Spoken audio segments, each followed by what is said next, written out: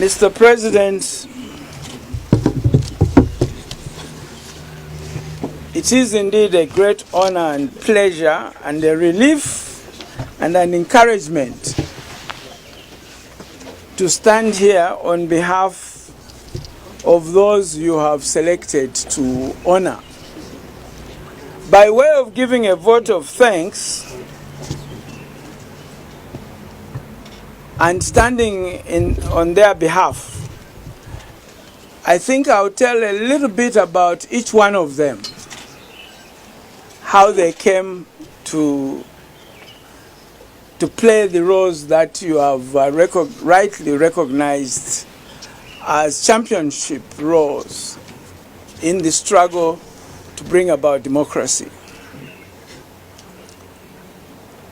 First and foremost, let me mention that our first interim chairman was Mr. Arthur, since somebody needs the pronunciation lesson,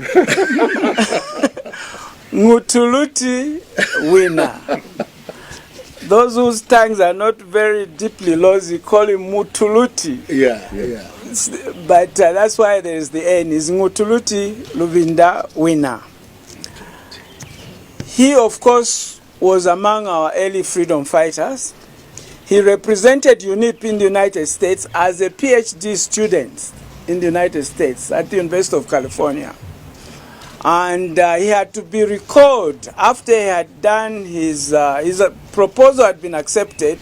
He had to come back home to stand in the 1962 elections, as a result of which he became Parliamentary Secretary of Finance, and later on, as we moved to independence, he became our first finance minister, who is credited with leading the team that finally wrestled the rights to our minerals in Zambia from the BSA company to the nation Zambia. He had been a leader in UNIP in the party position of finance until 1967, when the scourge of tribalism and personal ambitions crashed, and he lost that election, as a result of which, at that time, the UNIP constitution, or at least the practice, was that if you were treasurer of UNIP, when they form government, you become Minister of Finance, and so on and so forth. So when they lost their party positions, there was a reshuffle in which then he became Minister of Education, a position that he held again when we returned to multi-party democracy. In the one-party state, he stood for and represented Livingstone, and was very vocal as a backbencher even in a one-party state, as a result of which in 1968 he was vetoed. What is the word? Vetoed. Vetted, actually. Vetted. He was vetted because that was also part of the UNIP practice of vetting candidates. So that when the time came to mobilize for the return to multi-party democracy, he was approached first to be just one of the presenters, and he readily accepted. We had other people in mind for the chairmanship. I was particularly concerned that we must dig back, almost what you are doing today, to the beginning of the political movement. At that time, one of the founders of the Northern Rhodesia Africa Congress, who was still alive, was Mr. Nabuliato. So we first searched for Mr. Nabuliato. I thought he was in Namwala, then we found he was deep into Namwala. Somehow we failed to get hold of him. I approached others, Mr. Manakatwe, Mr. Lisulo, all the people we thought were elderly, and they found reasons not to accept. But Arthur Winner accepted to say that the paper he had agreed to present should become the opening address. When we reached the conference itself, some of the people we expected didn't come up, including those we expected to be chairman. So again, we asked him that apart from turning your paper into an opening speech, can you now turn yourself into the chairman? Wonderful. And he agreed readily. Wonderful. And I think that that readiness to play any role is a spirit that probably deserves award itself as a spirit. And that is what deserves to be honored and kept and aspired for. Then we have Mr. Chiluba. Maybe let me start by my comrade Mbita.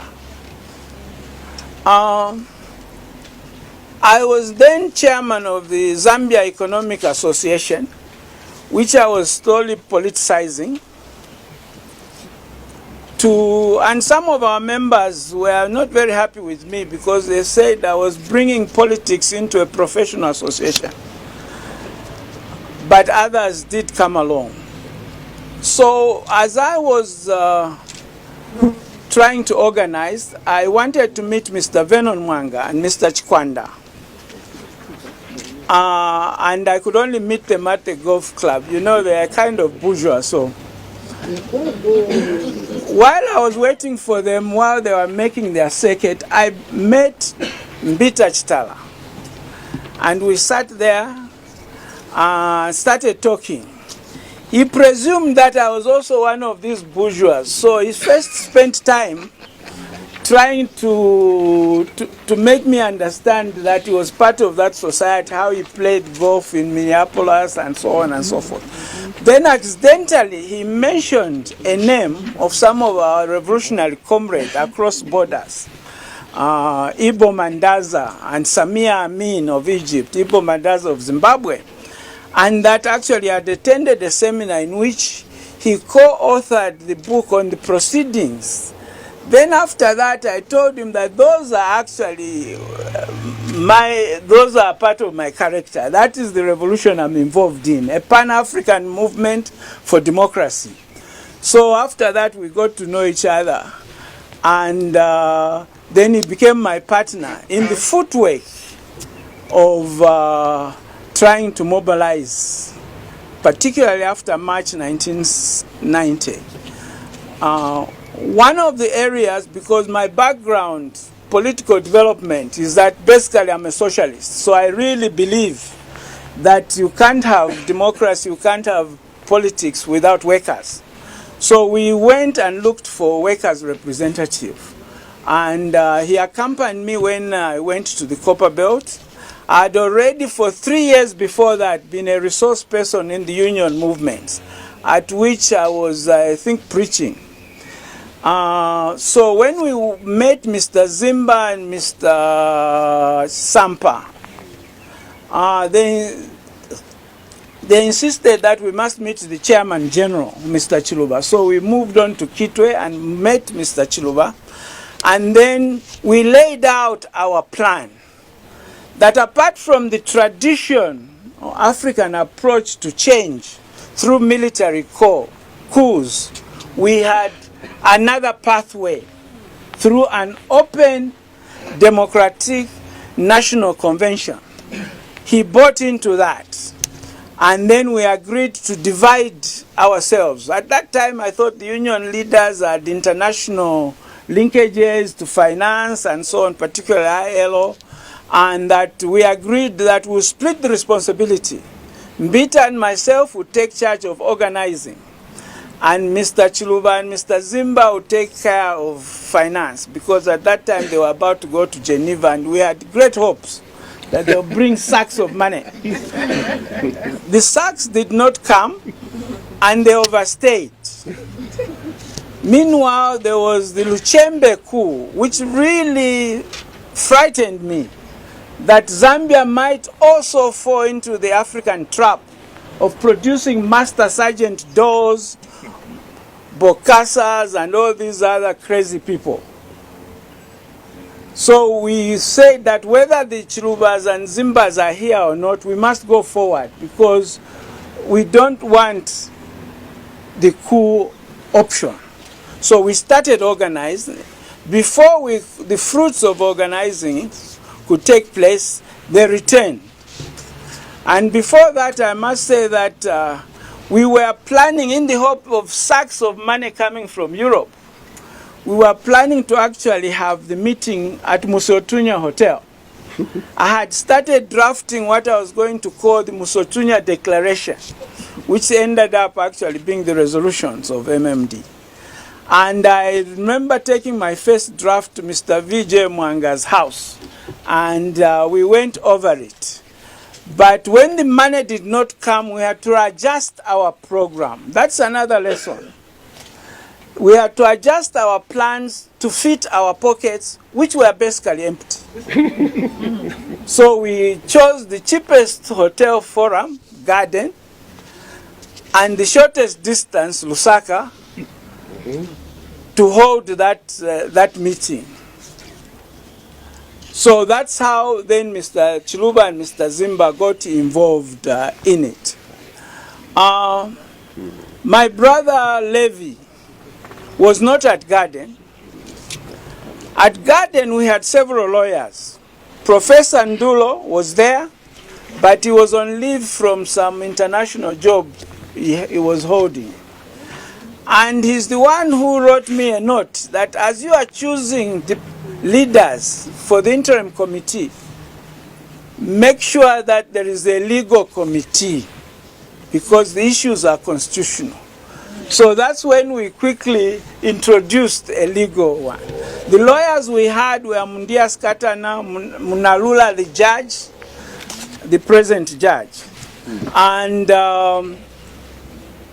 But the meeting decided to outsource the leader of that. And they tasked me to write Mr. Levi Mwanawasa to tell him he had been appointed, which I did, and gave the letter to Mr. Chiluba to go and hand it over to Ndola. But unfortunately, before he received that letter, it was already in the news that he had been co-opted. And you know, Levi was very furious for not being consulted. That's right. So he called VJ and ushered his fury at him. And said he refuses to be appointed like that. But so VJ asked me to go back to the press and revive the list. Before I could do, would not have been president. There you go. Yeah. Then you have also honored Comrade Simon Zukas. As part of our conscious effort that we must connect to the roots of the political movement, one of the early members of the Northern East African Congress, of course, was Zukas, a freedom fighter, a champion, a hero. The first political song my sister learned was singing about Zukas in Kitwe. And we all remember that song. So me and Mbita again went and visited him. He accepted readily. The lady who received the vote, probably she's a co-recipient of this championship. Because Simon once told me that as he was going to Garden, as he was leaving the house, his darling Cynthia asked him that, Simon, are you sure you know what you are doing? And he said that since he wasn't very sure what he was doing, he didn't reply, but he went out. But part of what he tells me reflects the situation at the time. That as he was driving to Garden, as he turned the corner at the feelings, not as an auxiliary person in that sense. That's how we went to Mr. Ephraim Chibwe, whose greatest credential is that he already had an account at Capital Bank, which seemed to be the only bank we could deal with at that time. So that's how Mr. Ephraim Chibwe also comes in into play.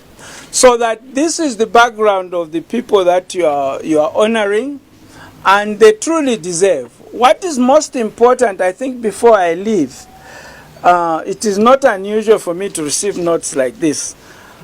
I told President Nevers that I'm not going to prepare a presentation, because if I prepare, I'll speak forever. But now it seems even if I don't prepare, I speak forever. So I would like to say just two things in terms of honors. Yes, we are very honored that you have picked our names, but we stand on the shoulders of many other people. Yes. Many other people. For instance, in your citation, you said that Levy was responsible for the Constitution. In fact, yes, he led, but he wasn't even present, because we had fullbacks like Professor Lawrence Shimba at university, who was very shy, but he helped us. He didn't want the media. We had my brother, Dr. Remy Mushota, who couldn't really be front because at that time he was suspended as a lawyer. But these were the real intellectual backbone to the legal and so. We had Ludwig Sondash. And I should say that almost every lawyer who was worth his salt was a member of our legal committee. So all those people full-backed that. Then also, you notice from the list of leaders, the NIC, that there is some deficiencies, two deficiencies. One, I was the only non-elderly person at that time. And my age mates were very mad with me. They thought I'd sold out to what we called recycled elements.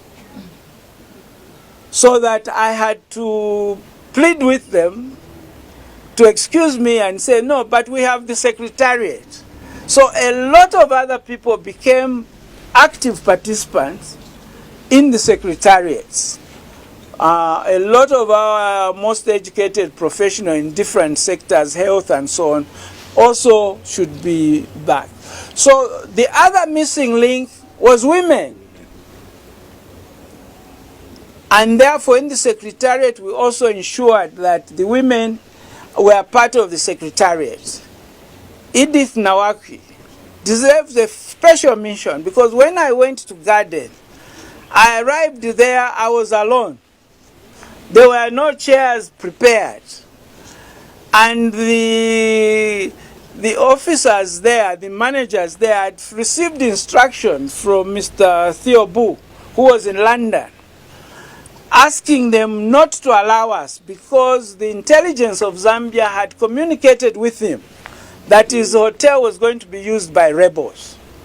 But by that time I had paid half of the money. So we managed to convince them to go ahead and to tell them that this is not a rebel meeting. The first person who came, after I was no longer sure whether anybody is coming, was Edith Nawaki, who came by cab. Being a nice Swahili girl, who is financially more astute than me, she immediately said the problem can be solved. We'll set up a desk at the door. And as people come, if they come, we'll ask them to donate. That is how the other half is. So apart from those who are in the interim committee, there are many, many other people who need to be remembered. And I urge our journalists, I urge our young people, I urge our students to do research. Because personalization of credit of social movement is the killer of those social movements. Because if they think that the movement belongs to someone, a person, then only those who love you and yourself are assured of supporting that movement. So it's very, very important that we recall as many people as possible who contribute. We moved in the campaign around this country. In many places we were housed in hotels without paying a penny, because local people in Bomas were doing that for us. And in the early days, it's not like today, Mr. President. I'm sure today if you say you want to go to Mungu, the first thing you're going to get is a call of how much money they need. Before that, we arrived there, we don't even know which car picked us up. We don't know which rooms were going to be assigned to us. And after the meeting, they would actually tell us that you can't leave now, we have prepared food. Not bills, food.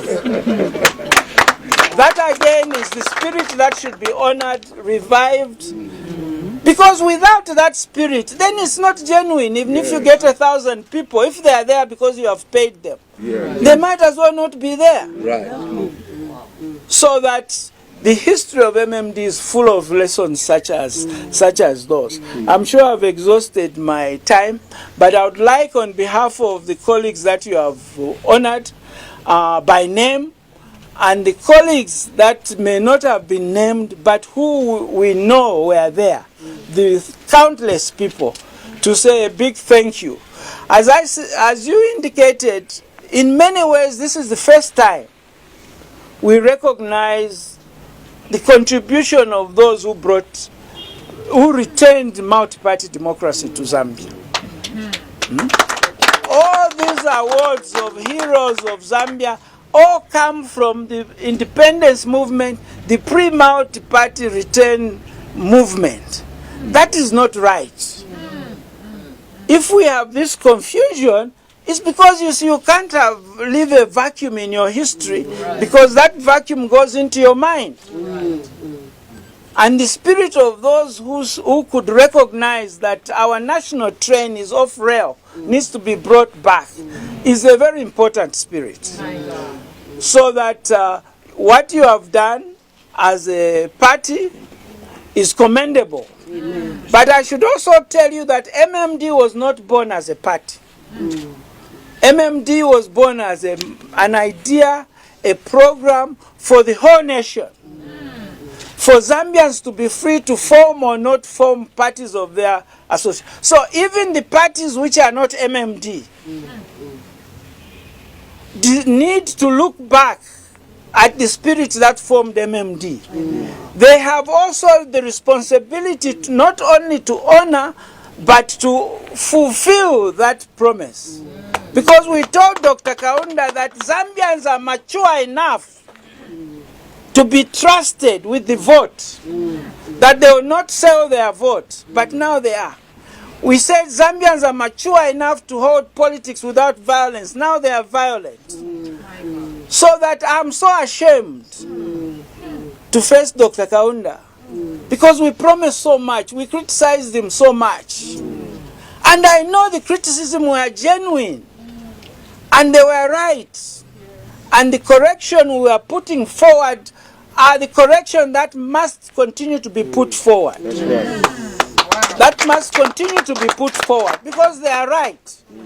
And our failure to put them forward is actually shame on us.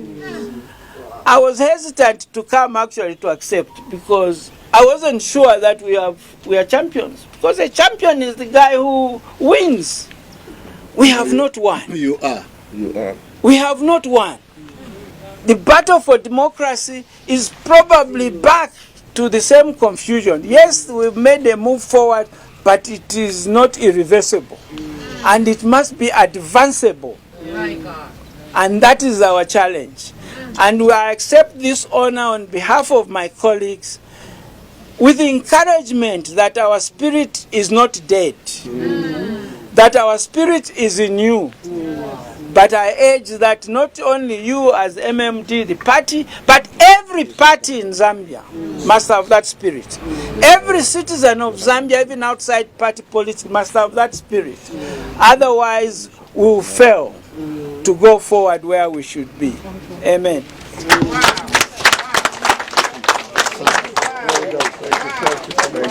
Excellent. Wonderful stuff. You can speak from here. I have one announcement to make before we go and before we sing the national anthem. Maybe